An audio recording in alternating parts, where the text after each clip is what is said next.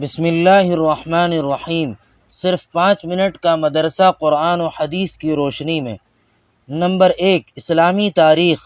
حضرت آدم علیہ السلام حضرت آدم علیہ السلام وہ پہلے انسان ہیں جن سے دنیا میں بسنے والے انسانوں کی ابتدا ہوئی۔ اللہ تعالیٰ نے ان کا خمیر تیار کرنے سے پہلے فرشتوں سے کہا، عن قریب میں مٹی سے ایک ایسی مخلوق پیدا کرنے والا ہوں جسے زمین میں ہماری خلافت کا شرف حاصل ہوگا۔ چنانچہ حضرت آدم علیہ السلام کا خمیر مٹی سے گوندھا گیا، پھر اللہ تعالیٰ نے اس میں روح پھونک دی تو اسی وقت وہ زندہ انسان بن گئے۔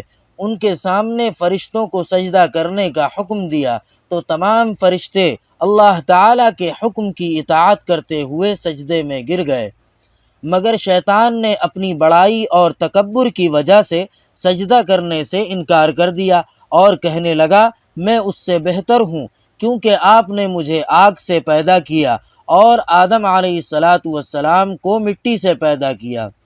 اس طرح شیطان اللہ تعالیٰ کے حکم کو نہ مان کر ہمیشہ کے لیے اللہ تعالیٰ کی لعنت کا مستحق بن گیا، اور اسی وقت سے وہ حضرت آدم علیہ السلام اور ان کی اولاد کا دشمن بن گیا۔ نمبر 2، اللہ تعالیٰ کی قدرت، زمین اور اس کی پیداوار۔ اللہ تعالیٰ نے اتنی بڑی زمین کو انسانوں کے بسنے کے لیے بنایا اور اس پر بھاری پہاڑوں کو کھڑا کر کے ہلنے سے محفوظ کر دیا، پھر اس پر پیڑ پودے، جاندار، مختلف قسم کے پھل پھول، سبزیاں اور کھانے کی چیزیں پیدا فرمائی۔ زمین پر گھر بنانے اور اس کو کھود کر پانی نکالنے کے لیے نرم بنا دیا۔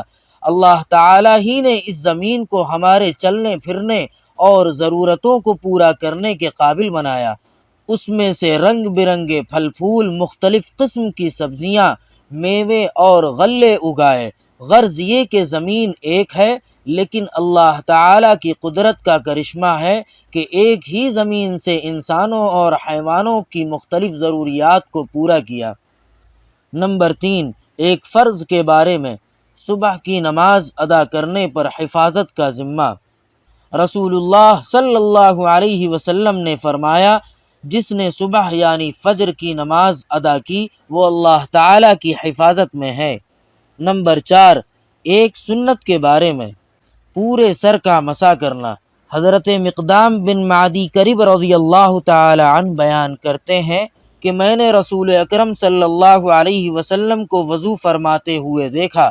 جب سر کے مسح پر پہنچے تو اپنی ہتھیلی کو سر کے اگلے حصے پر رکھا اور گزارتے ہوئے گدی تک گئے، پھر یہاں سے لوٹے وہاں تک جہاں سے شروع کیا تھا، یعنی پھر گدی کے طرف سے مسح کرتے ہوئے پیشانی کی طرف ہاتھ کو لائے۔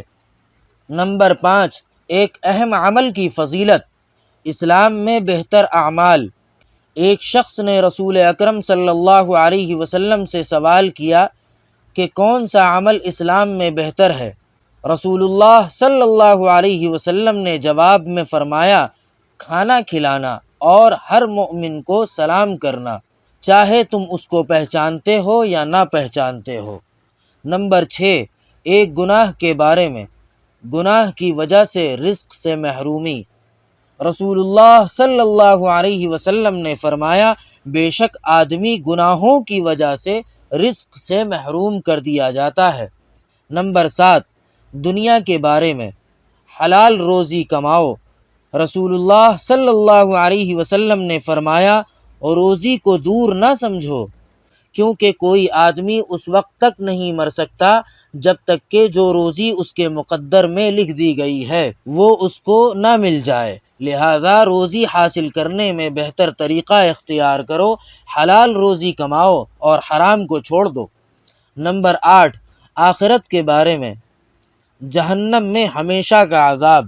قرآن پاک میں اللہ تعالیٰ فرماتا ہے، بلا شبہ جن لوگوں نے ہماری آیات و احکام کا انکار کیا، عن قریب ہم ان کو ایک سخت آگ میں داخل کریں گے، وہاں ان کی مسلسل یہ حالت ہوگی کہ جب ایک دفعہ ان کی کھال جہنم میں جھلس جائے گی تو ہم پہلی کھال کی جگہ فوراً دوسری نئی کھال پیدا کر دیں گے تاکہ یہ لوگ عذاب کا مزہ چکھتے رہیں۔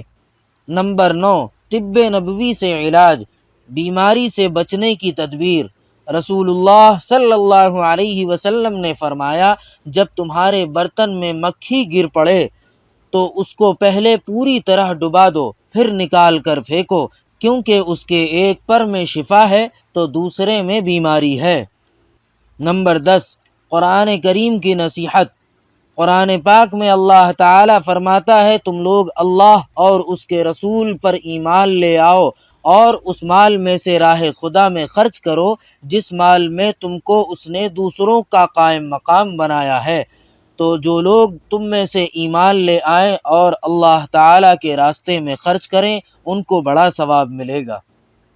سبحان ربک رب العزت عما یصفون وسلام علی المرسلین والحمد للہ رب العالمین۔